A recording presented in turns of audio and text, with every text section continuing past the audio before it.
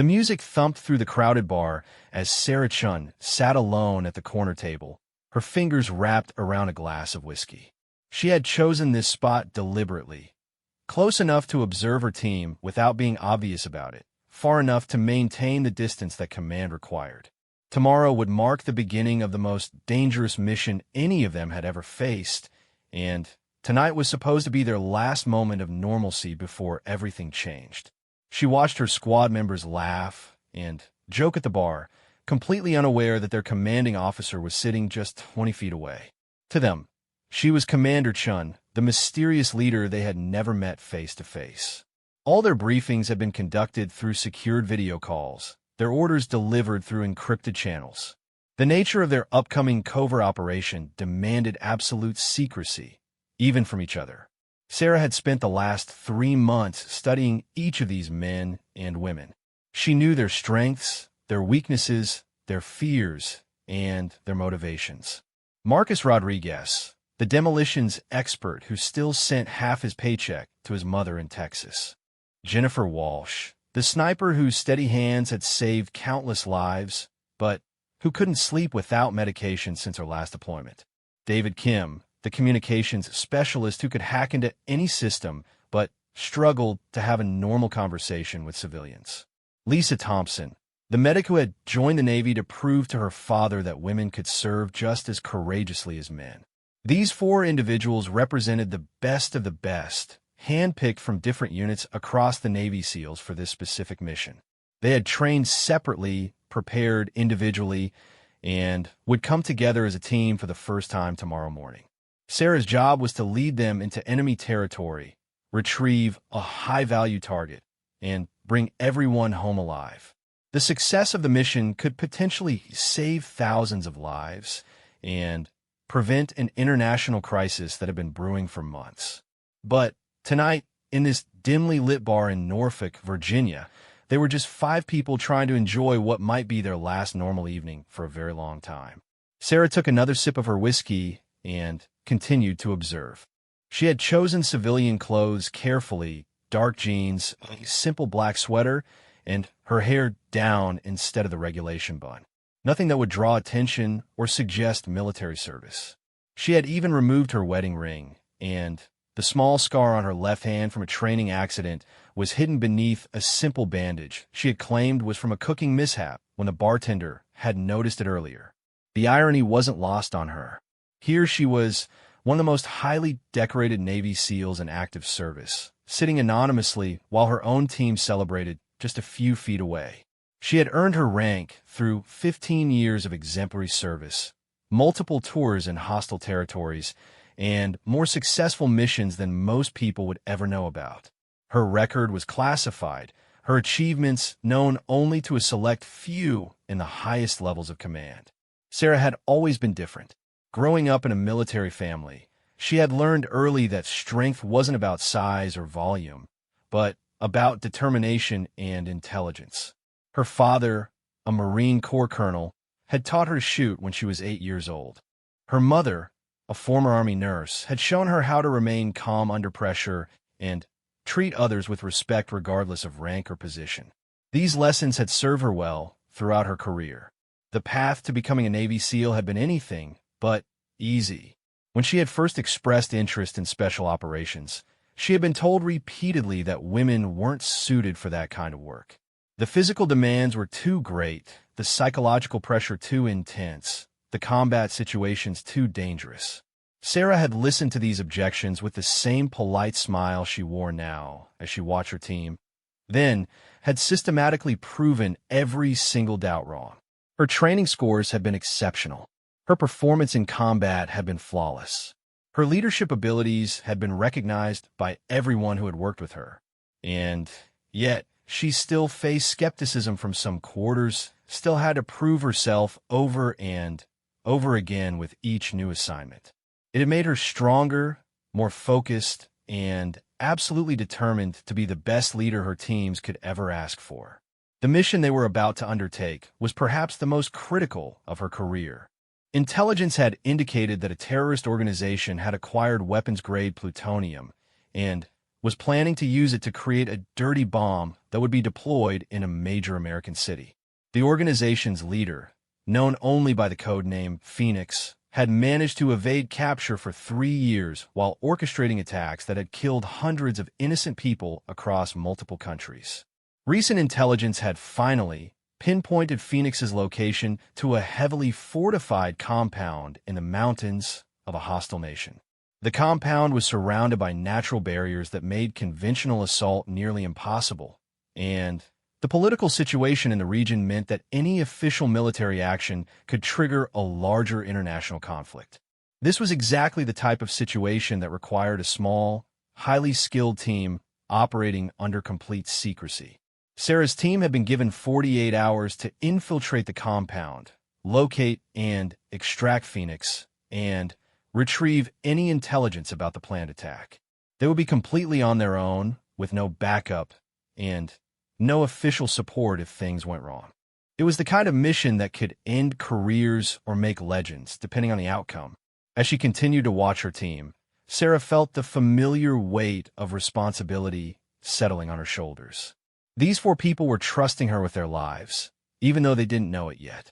They had volunteered for this mission based on limited information, knowing only that it was classified at the highest levels and that success could prevent a catastrophic terrorist attack.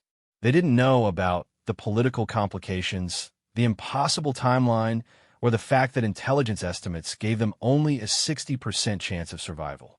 Sarah had accepted this mission knowing full well what it meant. She had been offered the opportunity to recommend another team leader to step back and let someone else take the risk. But she couldn't do that. These 4 people deserved the best possible leadership, and she knew that her experience and skills gave them the best chance of success. More importantly, the thousands of innocent people who would die if Phoenix's plan succeeded deserved every possible effort to stop that from happening. The weight of command had never felt heavier than it did in this moment, watching her team enjoy what might be their final night of peace. Marcus was telling some story that had Jennifer laughing so hard she nearly fell off her bar stool. David was quietly nursing a beer while Lisa showed him photos on her phone, probably of her family back home in Ohio. They looked so young, so full of life and hope. Sarah knew that by tomorrow night, everything would be different. They would be deep in enemy territory, surrounded by people who wanted to kill them, carrying out a mission that would test every skill they had ever learned and every ounce of courage they possessed. Some of them might not make it home. That was the brutal reality of their profession, the risk that came with choosing to serve their country in this way. But tonight, they were just 4 friends enjoying drinks and conversation. They deserved this moment of normalcy, this brief respite before the storm. Sarah had decided early in her career that part of her job as a leader was to protect not just her team's lives, but their ability to find joy and connection even in the midst of the most serious circumstances. She was so lost in her thoughts and observations that she didn't notice the group of young men approaching her table until it was too late to move. They were clearly civilians, probably college students out for a night of drinking, and they had obviously noticed her sitting alone. Sarah quickly assessed the situation and decided that the best approach was to politely decline whatever they were about to offer and hope they would move on without causing a scene. The leader of the group, a tall young man with perfectly styled hair and an expensive-looking watch, stepped up to her table with the kind of confidence that came from never having been told no about anything important in his life. His friends flanked him on either side, all of them smiling in a way that didn't quite reach their eyes. "Hey there, beautiful," the leader said, his voice carrying the slight slur of someone who had been drinking steadily for several hours. "You look lonely sitting here all by yourself. Why don't you let me buy you a drink, and we can get to know each other better?" Sarah looked up at him with the same calm expression she had worn while being interrogated by enemy forces in hostile territory. "Thank you, but I'm fine," she said politely. "I'm just enjoying a quiet evening alone." The young man's smile faltered slightly, clearly not expecting to be turned down so directly. His friends exchanged glances, and Sarah could see the group dynamic shifting. What had started as a simple attempt at conversation was about to become something more complicated. "Come on, don't be like that," one of the friends chimed in. "We're just trying to be friendly. No need to be stuck up about it." Sarah felt her jaw tighten slightly, but kept her expression neutral. She had dealt with this kind of situation countless times throughout her military career, and had learned that the best approach was to remain calm and de-escalate whenever possible. Getting into a confrontation would only draw unwanted attention and potentially compromise her cover. "I appreciate the offer," she said, her voice still polite, but with a subtle edge that anyone with military experience would have recognized immediately. "But, as I said, I prefer to be alone this evening." The leader of the group was clearly not accustomed to being dismissed so easily. Sarah could see the alcohol and wounded pride combining in his expression, and knew that the situation was about to escalate whether she wanted it to or not. She began mentally calculating the best way to handle what was coming while maintaining her cover and avoiding any unnecessary violence. What happened next would change everything, though none of them knew it yet. The young man reached for her glass, apparently intending to force her to accept his company whether she wanted it or not. Sarah moved to protect her drink, her reflexes faster than someone without extensive combat training should have been able to manage. The resulting collision sent whiskey splashing across the table and onto her clothes, the amber liquid soaking into her black sweater and leaving a strong smell of alcohol in the air. "Look what you made me do," the young man said, his voice rising with indignation. "Now you got whiskey all over yourself. You should have just been nice, and let me buy you a replacement." Sarah stood up slowly, her movements controlled and precise. She could feel the eyes of other bar patrons beginning to turn in their direction, and knew that she needed to end this situation quickly before it attracted too much attention. The smell of spilled alcohol was strong, and she was acutely aware that her clothes were now soaked and would need to be changed before tomorrow's mission briefing. "It's fine," she said, her voice still calm despite the anger she could feel building in her chest. "Accidents happen. If you'll excuse me, I need to clean up." But as she moved to step around the group, she heard something that made her blood run cold. One of the young men, apparently emboldened by the confrontation and the attention they were getting from other bar patrons, made a comment that crossed a line that should never be crossed. "What a waste," he said, his voice carrying clearly across the now quieter section of the bar. "Another stuck-up military bitch who thinks she's better than everyone else." The word hung in the air like a physical presence. Sarah felt every muscle in her body tense, her training warring with her personal instincts. She turned slowly to face the group, and, for just a moment, her carefully maintained cover slipped. The look in her eyes was pure steel, the expression of someone who had faced down enemies in life-or-death situations, and emerged victorious every single time. It was at that exact moment that Marcus Rodriguez looked up from his conversation at the bar and saw what was happening. His trained eye immediately recognized the body language, the positioning, and the potential for violence that was building in the corner of the room. Without thinking, he started to move toward the situation, his protective instincts overriding any concerns about getting involved in civilian disputes. Sarah saw him coming and felt a moment of panic. If Marcus intervened, her cover would be blown. Her carefully planned observation of the team would be ruined, and, worse, it might compromise the mission before it even began. She needed to handle the situation herself, quickly and decisively, without revealing who she really was or what she was capable of doing to anyone who threatened her or her team. The next few seconds would determine whether her final night of anonymity ended quietly or explosively. As the tension continued to build, and more eyes turned toward their corner of the bar, Sarah made a decision that would change everything for all of them. She was done being anonymous. It was time for these young men to learn exactly who they had chosen to mess with, and for her team to meet their commanding officer under circumstances none of them would ever forget. The storm was about to begin, and Sarah Chun was ready to remind everyone in that bar why she had earned the right to lead the most elite warriors in the United States Navy into the most dangerous mission of their careers. Tomorrow would bring enough challenges.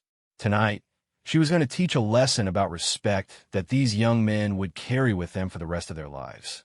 The silence stretched for several heartbeats as Sarah stared at the group of young men who had just made the biggest mistake of their evening. The offensive words still echoed in the suddenly quiet corner of the bar, and she could see other patrons beginning to turn their attention toward the developing confrontation. This was exactly the kind of situation she had hoped to avoid, but now that it was happening, she realized there was an opportunity here that she hadn't anticipated. Marcus was still approaching, his expression growing more concerned with each step. Behind him, Jennifer had noticed the commotion and was discreetly positioning herself where she could see what was happening. David looked up from his conversation with Lisa, his communications specialist training making him automatically scan for potential threats or problems. Sarah could see her entire team beginning to focus on the situation, their military instincts kicking in even in this civilian environment. The leader of the group of college students was still smirking, apparently proud of his friend's crude comment, and completely unaware of how drastically the atmosphere in their corner of the bar had just shifted. Sarah took a slow, deep breath and made a decision that would change the course of the evening for everyone involved. "I'm sorry," she said, her voice carrying clearly across the now quiet space. "Did you just call me a military bitch?" The young man's smirk widened. "That's right. We can always spot you military types. You think you're so tough, so much better than the rest of us. But at the end of the day, you're just playing dress-up and pretending to be something you're not." Sarah felt a cold smile cross her face. Playing dress-up? Pretending? That's an interesting perspective.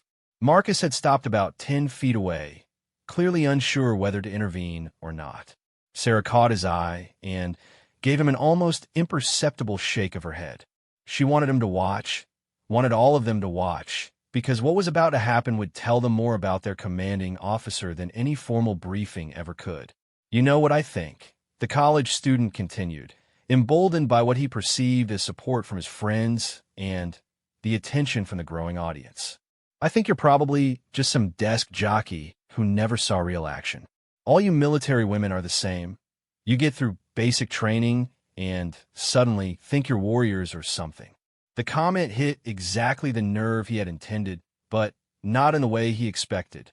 Instead of becoming angry or defensive, Sarah felt herself becoming absolutely calm. This was familiar territory now, the kind of challenge she had faced countless times throughout her career. The difference was that tonight, she didn't have to maintain military protocol or worry about chain of command. Tonight, she could respond exactly as she wanted to. "You seem to know a lot about military women," Sarah said, her voice still perfectly controlled. "Tell me, what exactly is your experience with the armed forces?" The young man laughed, a sound that was becoming increasingly grating to everyone within earshot. "Experience? I don't need experience to recognize wannabes when I see them. My dad always said that women in the military are just there to fill quotas and make politicians feel good about themselves." Behind him, his friends were beginning to look uncomfortable.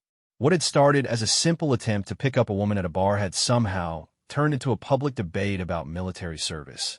And even through their alcohol-induced haze, they could sense that their friend was walking into dangerous territory. Sarah nodded thoughtfully, as if she were seriously considering his perspective. "I see. So you believe that women in the military are essentially useless. Is that correct?" "That's exactly right," he said, clearly pleased that she seemed to be engaging with his argument. "They lower standards, they can't handle the physical demands, and they're a distraction to the real soldiers who are trying to do their jobs." Around the bar, Sarah could see other patrons beginning to pay closer attention to the conversation. Some looked offended by the young man's comments. Others seemed curious about where this was leading. She could see her own team members watching with growing interest, probably wondering why this civilian woman was engaging so calmly with someone who was clearly trying to provoke a reaction. "That's a fascinating theory," Sarah continued. "I'm curious, though. What do you think those real soldiers would say if they heard you talking about their female colleagues this way? The young man's confidence never wavered. They'd probably agree with me, if they were being honest. Most of them are just too politically correct to say it out loud. It was at that moment that Jennifer Walsh decided she had heard enough. The sniper stood up from her position at the bar and walked over to where the confrontation was taking place. Her movement was fluid and controlled, the walk of someone who is comfortable in potentially dangerous situations. "Excuse me," Jennifer said, her voice cutting through the tension like a knife. "I couldn't help but overhear your conversation. I'm actually active duty military myself, and I'm curious about your perspective." The college student turned to face her, his expression shifting as he took in Jennifer's appearance. She was clearly fit, clearly confident, and clearly not intimidated by him or his friends. For the first time since the conversation had begun, he seemed to realize that he might be in over his head. "Oh, well," he stammered. "I mean, I'm sure there are exceptions. I'm talking about the general principle, you know?" Jennifer smiled, but it was the kind of smile that predators gave to prey just before they struck. "The general principle. I see. And what branch of service are you assuming I'm in?" I don't know. Army, maybe? Navy. Navy, Jennifer confirmed. Special operations, specifically. And you know what's interesting? The woman you just insulted. She gestured towards Sarah. She might actually outrank me by quite a bit, depending on who she is. Sarah felt her heart skip a beat. Jennifer was getting dangerously close to compromising the situation, even though she had no way of knowing who Sarah actually was. The sniper was simply defending a fellow service member, but her protective instincts might end up revealing more than Sarah was ready to share. The college student was clearly becoming more uncomfortable by the minute. What had seemed like an easy target was turning into something much more complicated. "Look, I didn't mean anything personal. I was just stating my opinion." "Your opinion," David Kim said, appearing beside Jennifer with a quiet movement that made him such an effective communications specialist. "About women in the military. Based on what personal experience exactly?" Now the young man was facing two clearly military individuals, and Sarah could see his confidence beginning to crumble. His friends were backing away slightly, apparently deciding that this confrontation was not going in a direction they wanted to follow. "I don't have personal experience," he admitted. "But I've read studies, I've heard stories." "Studies," Lisa Thompson said, joining the group with an expression of professional interest. "I'd be curious to know which studies you're referring to. You see, I'm a combat medic, and I've served alongside women who have saved more lives than most people ever will. I'd love to hear about these studies that prove we're all useless." Sarah realized that her entire team was now surrounding the group of college students, not because they knew who she was, but because they had instinctively moved to defend what they perceived as an attack on their service and their fellow military personnel. The protective formation they had unconsciously adopted was textbook, the kind of thing that happened automatically when trained soldiers recognized a threat to one of their own. The college student was now completely out of his depth. He was surrounded by four obviously competent military personnel who were calmly, but firmly challenging every assumption he had made. The situation had moved far beyond his ability to control or understand, and he was beginning to panic. "I think there's been a misunderstanding," he said, his voice now much quieter and less confident. "I wasn't trying to insult anyone personally." "But you did insult someone personally," Marcus Rodriguez said, speaking for the first time since the confrontation had begun. His voice carried the authority of someone accustomed to command, even though he didn't know that he was addressing his commanding officer. "You insulted this woman specifically, and you insulted every woman who has ever served in uniform." Sarah watched the interaction with growing fascination. Her team had spontaneously formed a protective circle around her, not because they recognized her as their leader, but because they saw her as a fellow service member who deserved their support. It was exactly the kind of loyalty and mutual respect that made special operations teams effective, and it told her more about their character than any background check or psychological evaluation ever could. The young man looked around at the faces surrounding him and seemed to realize for the first time that he was in serious trouble. These weren't just random bar patrons who might exchange a few heated words and then go back to their drinks. These were professional warriors who took their service and their honor seriously, and he had managed to offend all of them with his careless comments. "I apologize," he said, his voice barely above a whisper. "I didn't mean to cause any trouble." "Apologizing to us isn't enough," Jennifer said firmly. "You owe this woman a personal apology for the disrespectful things you said to her." The college student turned to face Sarah, his earlier arrogance completely gone. "I'm sorry," he said.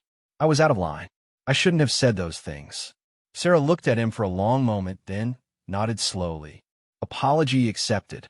But I want you to understand something. The women and men standing around you right now, they're the reason you can stand in this bar and express whatever opinions you want, no matter how ignorant those opinions might be. They've earned the right to be treated with respect, and so has every other person who has chosen to serve their country." The young man nodded frantically. "Yes, ma'am. I understand. I'll remember that." "Good," Sarah said. "Now I think you and your friends should probably call it a night." The group of college students couldn't leave fast enough. They gathered their jackets and practically ran toward the exit, clearly eager to put as much distance as possible between themselves and the military personnel who had just schooled them in respect and humility. As they disappeared through the door, Sarah became aware that the entire bar had been watching the confrontation unfold. A scattered round of applause broke out from several tables, and the bartender raised his glass in a gesture of respect toward the group of service members who had just defended one of their own. But Sarah's attention was focused on her team. They were still standing in a protective formation around her, and she could see the questions beginning to form in their eyes. They had just witnessed something unusual, and their trained minds were starting to process what had happened. "Well," Marcus said, breaking the silence. "That was interesting." "Indeed it was," Sarah replied, realizing that she now faced a choice. She could thank them for their support and disappear into the night, maintaining her cover until the official briefing tomorrow morning. Or she could use this moment to begin building the trust and connection that would be crucial to their mission success. The decision was made easier by Jennifer's next words. "I don't think we've been properly introduced," the sniper said. "I'm Jennifer Walsh, and these are my teammates Marcus, David, and Lisa. We're shipping out tomorrow morning for a classified mission, and something tells me we might be running into each other again soon." Sarah looked around at the four faces watching her with growing curiosity and respect. They had just demonstrated exactly the kind of character and loyalty that she would need to rely on in hostile territory. They had stood up for a stranger simply because she was one of their own, and they had done it with courage, intelligence, and unity. Perhaps it was time for them to meet their commanding officer. "Actually," Sarah said, her voice taking on a different tone, "I think you're absolutely right about running into each other again. In fact, I guarantee it." The confusion in their eyes was obvious, but she could also see the beginning of understanding. These were smart, experienced operators who were starting to recognize that there was more to this situation than they had initially realized. "My name is Commander Sarah Chun," she continued, watching as recognition dawned across their faces. "And tomorrow morning, I'll be leading you on the most important mission of your careers." The silence that followed was profound. For the Navy's elite special operations personnel stared at the woman they had just offended, suddenly understanding that their commanding officer had been sitting in this bar all evening, watching them, evaluating them, and testing their character in ways they never could have imagined. The mission was about to begin, but first, they all had a lot to discuss. The revelation hung in the air like smoke from a battlefield. For elite Navy SEALs stared at the woman they had just offended, processing the fact that their mysterious commanding officer had been sitting in the same bar all evening, watching them without their knowledge. The implications were staggering, and Sarah could see each of them working through the ramifications of what had just been revealed. Marcus was the first to recover, his demolitions training having taught him to adapt quickly to unexpected developments. "Commander Chun," he said, his voice taking on a more formal tone. "We weren't expecting to meet you until tomorrow's briefing." "I imagine you weren't," Sarah replied, studying their faces carefully. "The question now is whether this changes anything about tomorrow's mission, or if we can use this opportunity to get ahead of schedule." Jennifer's tactical mind was clearly working through the situation. "You've been watching us all evening, evaluating us." "That's correct. I wanted to see how you interacted as individuals before we came together as a team. I needed to understand who you really are when you think no one is watching." David, ever the communication specialist, was focused on the operational implications. "How much does this compromise our security protocols? Are there procedures we need to follow now that contact has been initiated ahead of schedule?" Sarah smiled slightly. Even in their surprise, they were thinking like professionals. "Actually, this might work in our favor. The mission timeline has been moved up. We deploy in 18 hours instead of 48. The news hit them like a physical blow. Lisa was the first to voice what they were all thinking. 18 hours? That's barely enough time to complete final preparations and equipment checks. Which is exactly why this accidental meeting might be the best thing that could have happened, Sarah said.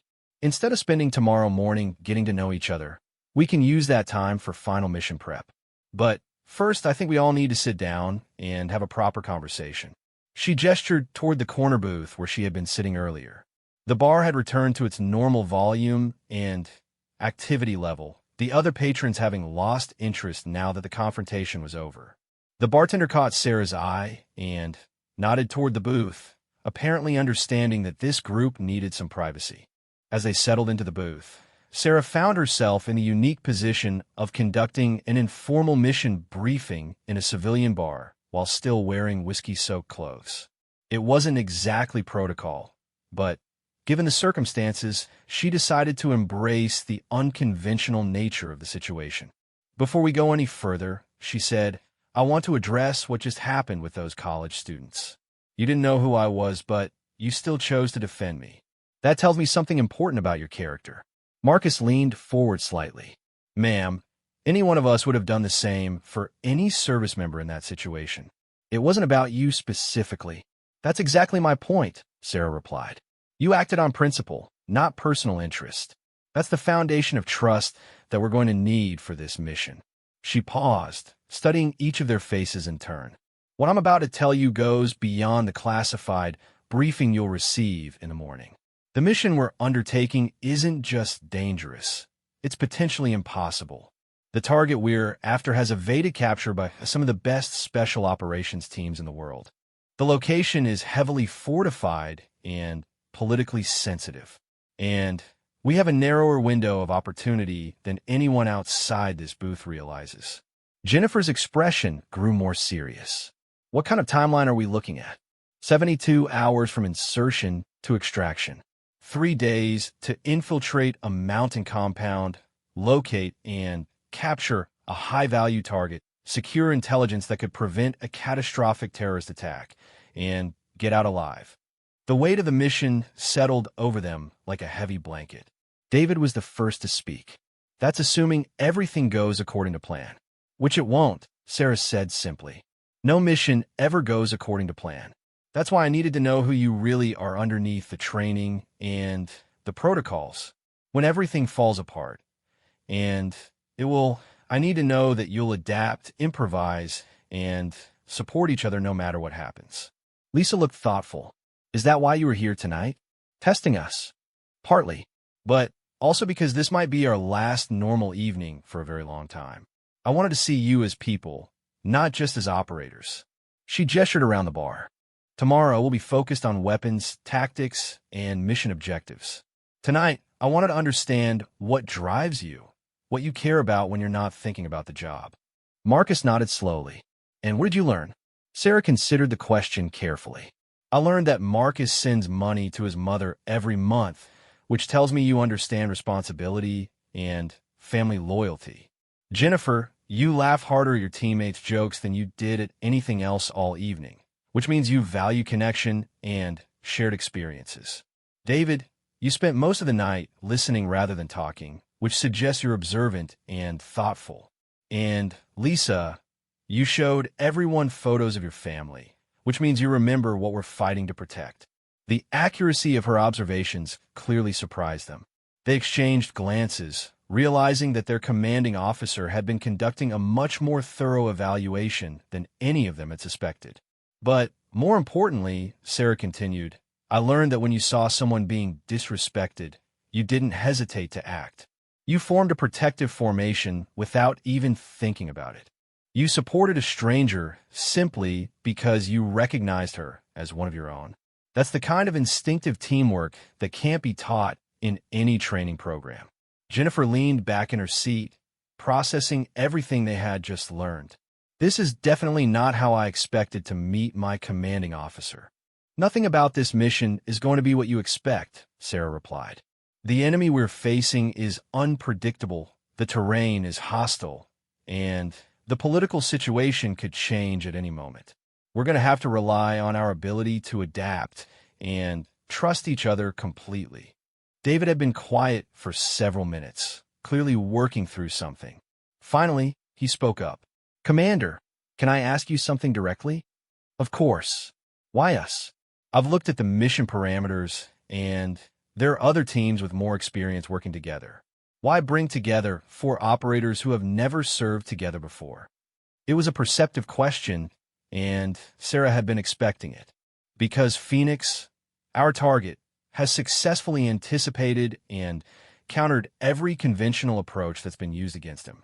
He's studied American special operations tactics extensively, and he's prepared for teams that operate according to standard protocols. She paused, making sure she had their full attention. But he's not prepared for a team that doesn't exist yet. A group of individuals with different specialties, different backgrounds, and different approaches to problem solving. Our unfamiliarity with each other could actually be our greatest advantage. Marcus was nodding as he followed her logic. He can't predict our tactics because we haven't developed them yet. Exactly. We'll be creating our operational approach on the fly, based on real-time conditions and the unique combination of skills that each of you brings to the team. Lisa looked concerned. That sounds like it could be extremely dangerous if we can't anticipate each other's moves. It is dangerous, Sarah admitted.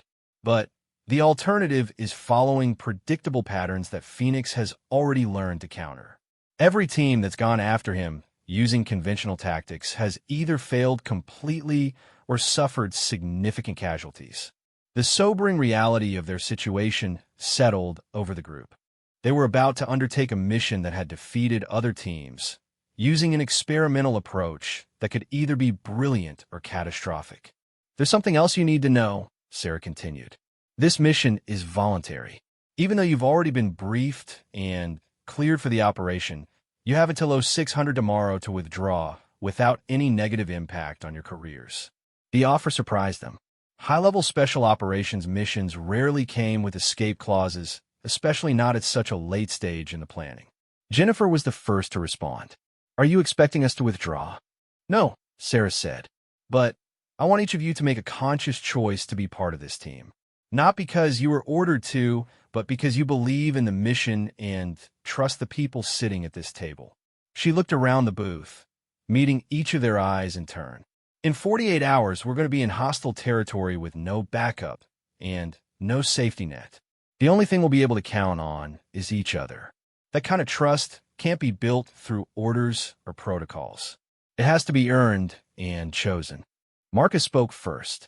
Ma'am, I committed to this mission before I knew any details about it. Learning more about what we're facing and who we're facing it with only reinforces that commitment. Jennifer nodded. The mission briefing made it clear that lives are at stake. After tonight, I'm more confident than ever that this team can accomplish what needs to be done. David's response was characteristically thoughtful. I've served with a lot of different commanders over the years. Most of them would never have taken the risk of revealing themselves in a situation like this. The fact that you did tells me that you prioritize trust and adaptability over rigid protocol. That's exactly what this mission is going to require.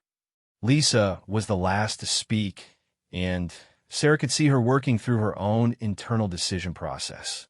Commander, My father always told me that the best leaders are the ones who understand that their job is to serve their team, not the other way around. What you did tonight, watching over us, protecting our cover, then putting yourself at risk to defend military service in general, that's the kind of leadership I want to follow. Sarah felt a surge of pride and relief. These four individuals had just chosen to trust her with their lives, and she was more convinced than ever that they had the character and capability to succeed where others had failed. In that case, she said, I think it's time for me to share some additional details about what we're walking into. She signaled the bartender for another round, then settled back in the booth. Phoenix isn't just a terrorist leader. He's a former special operations soldier who went rogue after being discharged from his country's military. He knows our tactics because he used to use them himself.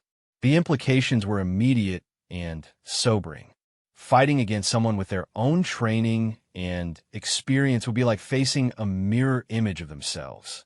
That's why conventional approaches have failed, Sarah continued. He can anticipate standard special operations protocols because he helped develop some of them. But there's something else that intelligence has recently discovered. She paused, making sure she had their complete attention. Phoenix has been recruiting other former special operations personnel from various countries. The compound we're infiltrating isn't just a terrorist hideout. It's a training facility where he's building an army of highly skilled operatives who share his ideology. The mission had just become significantly more complex. They weren't just extracting a single high-value target. They were walking into a nest of trained killers who would be defending their leader with professional competence and personal loyalty. How many are we talking about? Jennifer asked, her sniper instincts immediately focusing on the tactical implications.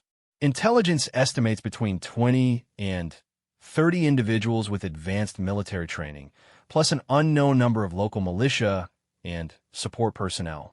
The compound is designed to maximize defensive advantages, and they've had 3 years to prepare for exactly this kind of assault. David was already working through the communications challenges. What kind of electronic countermeasures are we expecting? State-of-the-art. Phoenix has access to military-grade jamming equipment, surveillance systems, and encrypted communications that rival our own technology. Lisa's medical training was making her consider the casualty implications. What are our extraction options if things go wrong? Limited, Sarah admitted. The political situation in the region means we can't count on any official rescue operations. If we get in trouble, we'll have to get ourselves out. The full weight of the mission was now clear. They would be operating completely on their own against a target who understood their methods, in a location designed to neutralize their advantages, with no backup if things went wrong. But instead of looking discouraged, Sarah could see determination growing in their expressions. These were elite warriors who had chosen their profession precisely because they were willing to face impossible odds in service of something greater than themselves. Any other questions before we adjourn for the evening? Sarah asked. Marcus had one final question. Commander, after tonight, do you still believe this mission can succeed? Sarah smiled, thinking about everything that had transpired in the last hour. Before tonight, I thought we had a chance. After seeing how you responded to an unexpected situation, how you supported someone you didn't even know, and how you've processed everything I've just told you, I'm convinced we're going to succeed. She stood up from the booth, and the others followed suit. Get some rest tonight. Tomorrow morning, we begin the most important mission any of us has ever undertaken. As they prepared to leave the bar, Sarah realized that something fundamental had changed. They were no longer 5 strangers who happened to share a dangerous assignment. They had become a team, forged in the unexpected crucible of a spilled drink and a moment of shared principle. Tomorrow would bring challenges that would test every skill they possessed. But tonight, they had laid the foundation for something that couldn't be broken by enemy fire or impossible odds. Absolute trust in each other. The morning briefing took place in a secure facility outside Norfolk, where the team gathered before dawn to finalize their mission preparations. Sarah had changed out of her whiskey-stained civilian clothes and now stood before her team in full military uniform. But The connection they had forged the previous evening remained strong. The formal briefing room, with its maps, satellite photos, and classified documents, felt almost anticlimactic after their intense conversation in the bar. "Ladies and gentlemen," Sarah began, her voice carrying the authority of command but retaining the warmth they had experienced the night before. "Welcome to Operation Nightfall." The mission parameters were even more daunting in the harsh light of day. Phoenix's compound was located in a remote mountain region of a country that officially denied any knowledge of terrorist activities within its borders. The facility was built into the side of a mountain, with natural barriers that made conventional assault nearly impossible. Satellite imagery showed multiple layers of security, including electronic surveillance, armed patrols, and defensive positions that covered all obvious approach routes. "Our insertion point is here," Sarah said, indicating a location on the topographical map that was 12 miles from the target compound. "We'll be dropped at night by helicopter, then move on foot through hostile territory to reach the objective." Marcus studied the terrain features carefully. "That's rough country, Commander. 12 miles of mountain terrain and hostile territory could take us the better part of the day, maybe longer if we encounter enemy patrols. Which is why we need to maintain absolute stealth," Sarah replied. "Intelligence indicates that Phoenix has established a network of observation posts throughout the region. If we're detected during the approach, the mission is compromised before we even reach the compound." Jennifer was examining the satellite photos of the target facility. "The defensive positions are well planned. Whoever designed this understood military tactics." "Phoenix himself," Sarah confirmed. "He spent 10 years in his country's special forces before he went rogue. He knows exactly what kind of assault to expect, which is why we're going to do something completely different." She moved to another map that showed detailed layouts of the compound's interior. Most assault teams would focus on the main entrances or try to breach the perimeter walls. "We're going to enter through the ventilation system." The plan was audacious in its simplicity and complexity. David would use his technical skills to disable the electronic security systems from the outside, while the rest of the team moved through a maintenance tunnel that connected to the compound's air circulation system. Once inside, they would split into two groups. Sarah and Marcus would locate and secure Phoenix, while Jennifer and Lisa established overwatch positions and secured their extraction route. "The intelligence we need to recover is stored in a computer server that's physically isolated from any external networks," Sarah continued. "David, you'll need to access that system directly and download everything we can carry." David nodded, already thinking through the technical challenges. "What kind of encryption are we expecting?" "Military grade, but intelligence believes they can crack it once we get the data back to friendly territory. Your job is just to get out of the compound." Lisa was studying the medical implications of the mission. "What are our casualty protocols if someone gets injured during the infiltration?" "We adapt and overcome," Sarah said simply. "There's no medical evacuation available once we're inside enemy territory. We take care of each other, or we don't make it out." The stark reality of their situation settled over the team once again. They would be completely on their own, with no support and no backup, attempting to accomplish what multiple other teams had failed to achieve. But as Sarah looked around the briefing room, she saw the same determination in their faces that she had witnessed the night before. These were warriors who understood the risks and accepted them willingly because they believed in the mission and trusted each other completely. "Equipment check in 30 minutes, Sarah announced. "We load the aircraft at 1,400 hours. Any final questions?" Marcus raised his hand. "Commander, what's our contingency plan if Phoenix isn't at the compound when we arrive?" "Then we secure whatever intelligence we can find and extract. But intelligence is confident he'll be there. He's planning something big for next week, and he needs to be at the command center to coordinate it." Jennifer had a tactical question. "Rules of engagement: minimize casualties when possible, but mission success takes priority over everything else.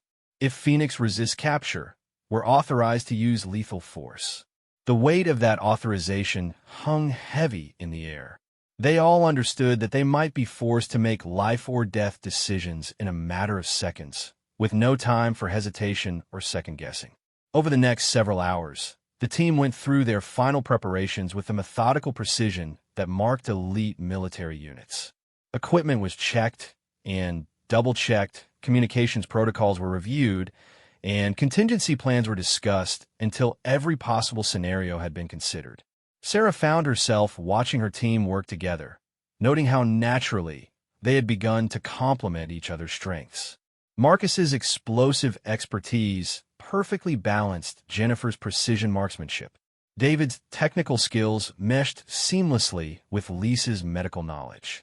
Most importantly, they had developed an instinctive trust in each other that was already visible in how they moved and communicated. The helicopter flight to the insertion point took 6 hours, flying through the night to avoid detection. Sarah used the time to make final adjustments to their operational plan, taking into account the latest intelligence reports that had come in during the afternoon. Weather forecast shows possible storms moving through the target area tomorrow night. She briefed them through their headsets. If we get caught in the open during extraction, visibility could be severely limited. That might actually work in our favor, Jennifer observed. Reduced visibility cuts both ways. Assuming we can navigate in those conditions, David added. GPS might be unreliable if the storm is severe enough. Lisa was thinking about the medical implications. Hypothermia could be a risk if we're exposed to the elements for extended periods. Sarah nodded, appreciating how each team member was considering the mission from their area of expertise. We'll monitor conditions and adapt as necessary. The mission timeline remains the same unless circumstances make it impossible to continue. As they approached the insertion point, Sarah could feel the familiar pre-mission tension settling over the aircraft. This was the moment when training gave way to reality, when all the planning and preparation would be tested against the unpredictable nature of combat operations. 5 minutes to insertion, the pilot announced through their headsets. Sarah looked around at her team, seeing her own determination reflected in their faces. Remember what we talked about last night. Trust your training, trust each other, and trust your instincts. Whatever happens out there, we bring everyone home. The helicopter touched down in a remote mountain valley, and the team quickly disembarked with their equipment. Within 60 seconds, the aircraft was airborne again, disappearing into the night sky and leaving them alone in hostile territory. The silence that followed the helicopter's departure was profound. They were now 12 miles from their target, in a country that would deny their existence if they were captured, with no support and no backup. Everything depended on their ability to work together and complete their mission before their presence was discovered. Sarah checked her GPS coordinates and oriented herself with the terrain features visible in the darkness. Move out. We have 6 hours to reach the compound. They began moving through the rugged mountain terrain, using night vision equipment to navigate while maintaining absolute silence. Sarah had positioned herself at the center of their formation, with Jennifer taking point as their primary observer. Marcus covering their rear approach, and David and Lisa flanking their movement to provide security and support. The terrain was every bit as challenging as the maps had indicated. Rocky slopes, dense vegetation, and unpredictable weather made progress slow and difficult. But the team adapted to the conditions with the flexibility that Sarah had hoped to see, adjusting their route and pace as circumstances demanded. 3 hours into their movement, Jennifer signaled for them to stop. Through hand signals, she indicated that she had spotted something ahead that required investigation. Sarah moved forward to join her at the observation point, where Jennifer was studying something through her scope. "Patrol," Jennifer whispered, barely audible even at close range. 2 vehicles, maybe 6 personnel. They're following the main road about half a mile ahead of our planned route. Sarah studied the situation through her own binoculars. The enemy patrol was moving slowly, apparently conducting a routine security sweep rather than searching for specific intruders. But their presence complicated the team's approach to the compound. "Can we go around them?" Sarah asked. Jennifer consulted her map and GPS coordinates.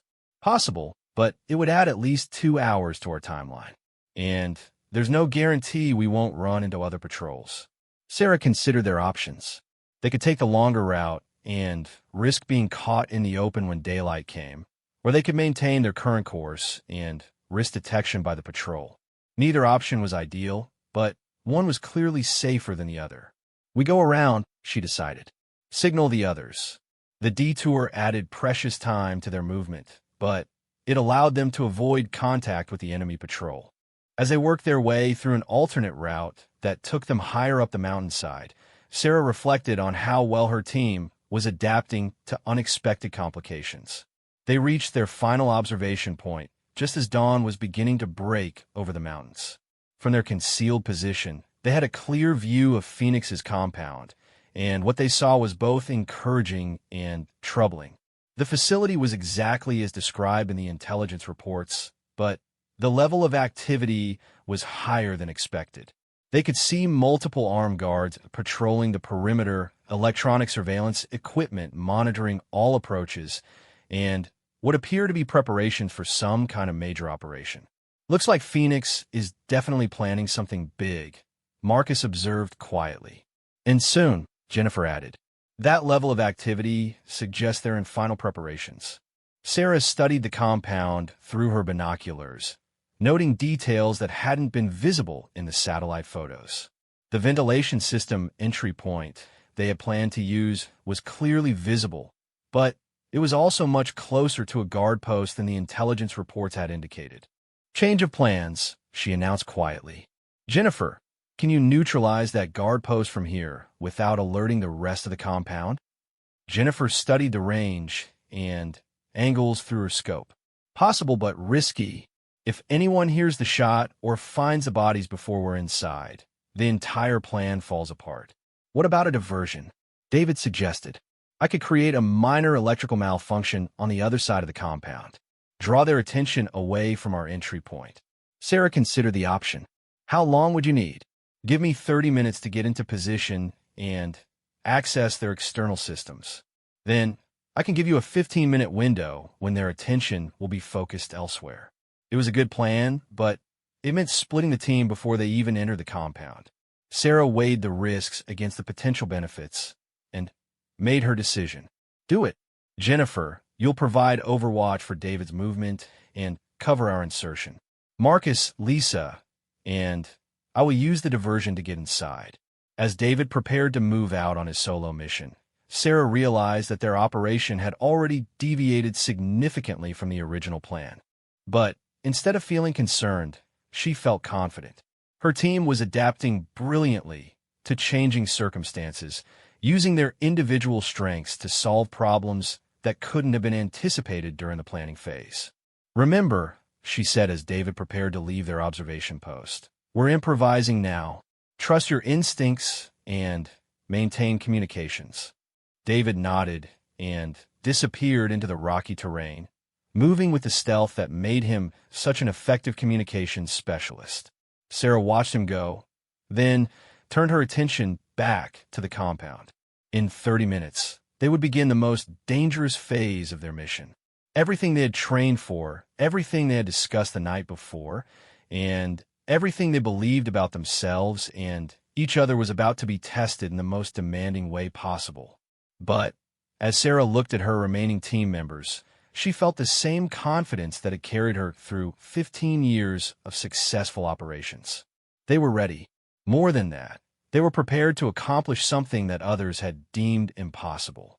The storm was about to begin, and Sarah Chun was ready to lead her team into the heart of enemy territory to prevent a catastrophe that could cost thousands of innocent lives. Phoenix had no idea what was coming for him.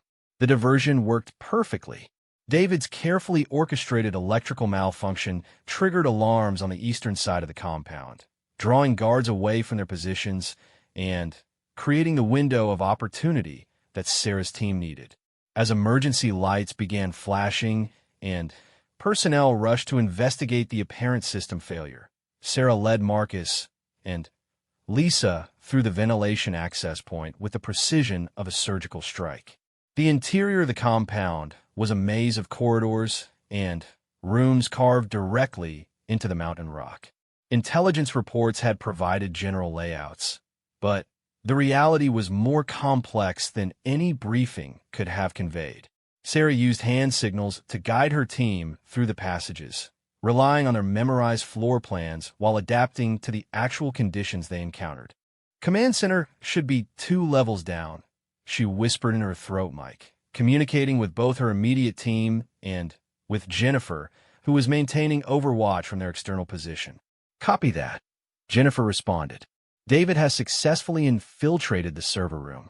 He's beginning the data download now. Sarah felt a surge of pride in her team's performance. They were executing a complex operation under hostile conditions, improvising solutions to unexpected challenges, and maintaining perfect coordination despite being separated across multiple locations. The descent to the command level required navigating a series of security checkpoints that were more sophisticated than their intelligence had indicated. Marcus used his demolitions expertise to disable electronic locks without triggering alarms, while Lisa provided medical support and served as their communications relay with the external team members. They were within 50 feet of Phoenix's command center when they encountered their first serious opposition. 2 guards rounded a corner unexpectedly, forcing the team into their first direct combat engagement of the mission. Sarah's training took over instantly. She moved with a fluid precision that had made her one of the Navy's most effective special operations commanders, neutralizing the first guard while Marcus handled the second. The engagement lasted less than 10 seconds, but it confirmed what they had all suspected. Phoenix's security force consisted of highly trained professionals who would not be easily defeated. Contacts down, Sarah reported quietly, but response time suggests they were on a regular patrol schedule. We may have 15 minutes before they're missed. Copy that, Jennifer responded from her overwatch position. I could see increased activity on the perimeter. They know something is happening, but they don't know what or where. Sarah made a tactical decision that would define the rest of the mission. Instead of proceeding cautiously and risking discovery when the guards failed to check in, she decided to accelerate their timeline and complete the primary objective before the compound's defenders could organize an effective response. All teams were moving to compressed timeline. David, how much longer do you need for the data extraction? Give me 8 more minutes, David responded, his voice tight with concentration. The encryption is more complex than expected, but I'm making progress. Jennifer, can you maintain Overwatch for 8 more minutes? Affirmative, but I'm seeing vehicle movement on the access roads. Reinforcements may be en route. Sarah absorbed this information and adjusted her plans accordingly. They now had a narrow window to complete both primary objectives, capturing Phoenix and securing the intelligence before enemy reinforcements arrived and made extraction impossible. Marcus, Lisa, we're going for Phoenix now. Maximum speed, minimum stealth. The final approach to the command center required abandoning the careful movement that had brought them this far. Sarah led her team through the corridors with the aggressive precision of warriors who understood that time had become their most critical resource. The command center door was reinforced steel with electronic locks that would have taken precious minutes to defeat. Marcus solved the problem with the direct approach that made him such an effective demolition specialist, a small-shaped charge that blew the door inward while minimizing collateral damage to the surrounding structure. Sarah was through the doorway before the smoke cleared, her weapon ready and her eyes scanning for targets. What she saw in the command center exceeded their best-case scenario expectations. Phoenix was indeed present, standing behind a bank of computer monitors that displayed maps, communication intercepts, and operational plans that clearly showed the scope of his planned terrorist attack.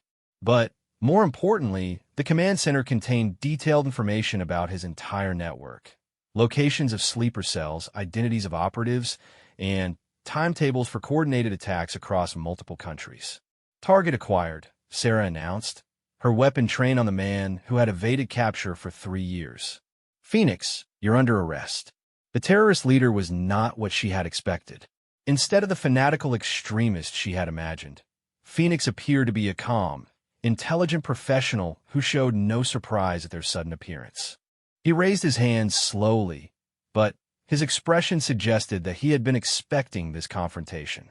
"Commander Chun," he said, his English accented but precise. "I was wondering when you would finally find me." Sarah kept her weapon trained on him while Marcus secured the room, and Lisa maintained security at the entrance. The fact that Phoenix knew her name was troubling, but not entirely surprising given his apparent access to intelligence about American special operations. "You're coming with us," Sarah said simply, "along with everything in this command center." Phoenix smiled, and Sarah immediately recognized the expression of someone who believed he still held winning cards. "I'm afraid that's not possible, Commander. You see, you've walked into a trap." Before Sarah could respond, alarms began sounding throughout the compound. Not the electrical malfunction alarms that David had triggered, but security alarms that indicated the facility was going into lockdown mode. "David, report status," Sarah commanded through her throat mic. "Data extraction complete, but the compound is sealing itself. Blast doors are closing on all levels. I'm trapped in the server room. Jennifer, what's your status?" "Multiple vehicles approaching from all directions. Estimate 40 to 50 personnel, ETA 5 minutes." Sarah realized that Phoenix had been expecting their assault and had prepared a counter-strategy that was now being implemented. The compound was designed not just to keep attackers out, but to keep them in once they had penetrated the defenses. "You studied our tactics very carefully," Phoenix said, his voice carrying a note of professional respect. "But I studied them more carefully. Every special operations assault on this compound has followed the same basic pattern. I simply had to wait for the next one and be ready." Sarah's mind was racing through their options. They were trapped inside a sealed compound with hostile reinforcements approaching and their extraction route compromised. It was exactly the kind of impossible situation that required the adaptability and trust that she had seen her team demonstrate over the past 24 hours. "Marcus," she said, her voice calm despite the desperate nature of their situation, "can you breach these blast doors?" Marcus was already examining the nearest sealed entrance. "Not with what I'm carrying. These doors are designed to withstand military-grade explosives." "Lisa, medical assessment. Are we dealing with chemical or biological containment protocols?" Lisa, check her instruments. "Negative. Air quality is normal. This is strictly physical containment." Sarah made another tactical decision that would either save them or doom them all. Instead of trying to escape the trap that Phoenix had prepared, she decided to turn his own strategy against him. "David, can you access the compound's control systems from your location?" "Possibly. Give me a target." "Life support systems. Ventilation, electrical, water. Everything that keeps this place operational." Phoenix's expression shifted from confident to concerned as he realized what Sarah was planning. "You'll kill everyone in the compound, including yourselves." "Maybe," Sarah replied. "Or maybe we'll create enough chaos to turn this trap into an opportunity." She made a decision that demonstrated the kind of leadership that her team had responded to the night before in the bar. Instead of trying to minimize risk, she chose to embrace it completely in service of the mission objective. All teams were implementing contingency Omega. "David, shut down everything you can access." "Jennifer, begin interdiction of approaching vehicles." Marcus, Lisa were securing Phoenix and all intelligence materials for transport. Contingency Omega was not an official protocol. It was Sarah's term for the moment when conventional tactics failed and success depended on pure improvisation, absolute trust, and the willingness to accept maximum risk in pursuit of mission objectives. David's assault on the compound's systems was immediate and devastating. Emergency lighting failed, ventilation systems stopped, and the blast doors that were designed to keep intruders contained began cycling open and closed as their control systems malfunctioned. Jennifer's interdiction of the approaching vehicles was a masterpiece of precision marksmanship. From her concealed position, She systematically disabled the lead vehicles in each convoy, creating traffic obstacles that prevented the remaining reinforcements from reaching the compound. Marcus and Lisa worked together to secure Phoenix and gather intelligence materials with the efficiency of veterans who had learned to trust each other completely in just one day. But it was Sarah's leadership that transformed a desperate situation into a successful operation. Instead of being paralyzed by the complexity of their circumstances, she created a framework that allowed each team member to use their strengths while supporting the overall mission objective. Extraction Route Alpha is compromised, she announced as they prepared to move Phoenix out of the command center. We're improvising Extraction Route Bravo. Route Bravo did not exist in any of their planning documents. It was Sarah's real-time assessment of their best path through the compound's failing systems, combined with her team's ability to adapt to changing circumstances. They moved through corridors filled with emergency lighting and malfunctioning security systems, carrying Phoenix and several cases of intelligence materials while navigating toward an exit point that Sarah was identifying through pure tactical instinct. The extraction itself was a testament to everything they had learned about each other over the past 24 hours. Jennifer provided covering fire that kept enemy personnel pinned down, while David used his technical skills to override the remaining functional security systems. Marcus used controlled demolitions to create new exit routes when their planned paths were blocked, and Lisa provided medical support that kept everyone functional despite injuries sustained during the escape. Phoenix himself proved to be valuable during the extraction, providing information about the compound's layout that helped them avoid several potential ambushes. Sarah realized that he was cooperating not out of surrender, but because he recognized her team as worthy adversaries who had earned his professional respect. The helicopter extraction took place under hostile fire, with enemy vehicles pursuing them across rugged terrain, while Jennifer provided precision cover fire that prevented effective targeting of their aircraft. As they lifted off from the hostile territory with their mission objectives secured, Sarah felt the satisfaction that came from accomplishing the impossible through trust, adaptation, and absolute commitment to their shared purpose. During the flight back to friendly territory, Phoenix spoke to Sarah with the candor of one professional warrior addressing another. Your team is remarkable, Commander. I have been captured by many special operations units over the years, but this is the first time I felt that I was facing equals. Sarah looked around at her team members, who were exhausted but triumphant after completing a mission that experts had considered nearly impossible. They are remarkable, but more than that, they understand what it means to serve something greater than themselves. The intelligence they recovered prevented a series of coordinated terrorist attacks that would have killed thousands of innocent people across multiple countries. Phoenix's capture led to the dismantling of his entire network and the prevention of future attacks that had been planned for years. But for Sarah, the greatest success was watching her team evolve from 4 individual specialists into a unified force that could accomplish anything through mutual trust and shared commitment. 3 months later, Sarah sat in the same Norfolk bar where everything had begun, watching her team celebrate their successful completion of another classified mission.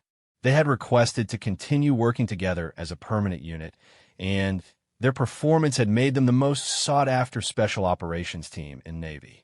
As she watched Marcus telling another story that had Jennifer laughing, while David and Lisa shared photos of their families, Sarah reflected on how a spilled drink and a moment of casual disrespect had led to the formation of the most effective team she had ever commanded.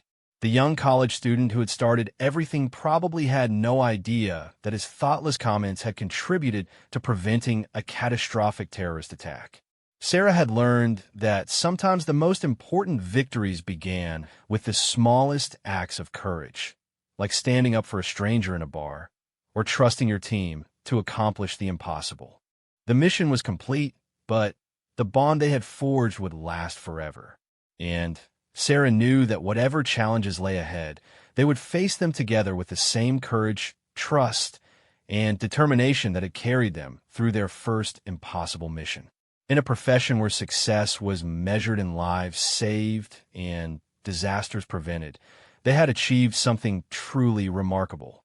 They had become not just an elite military unit, but a family bound by shared purpose and absolute trust. The spilled drink had changed everything in ways that none of them could have imagined when it happened.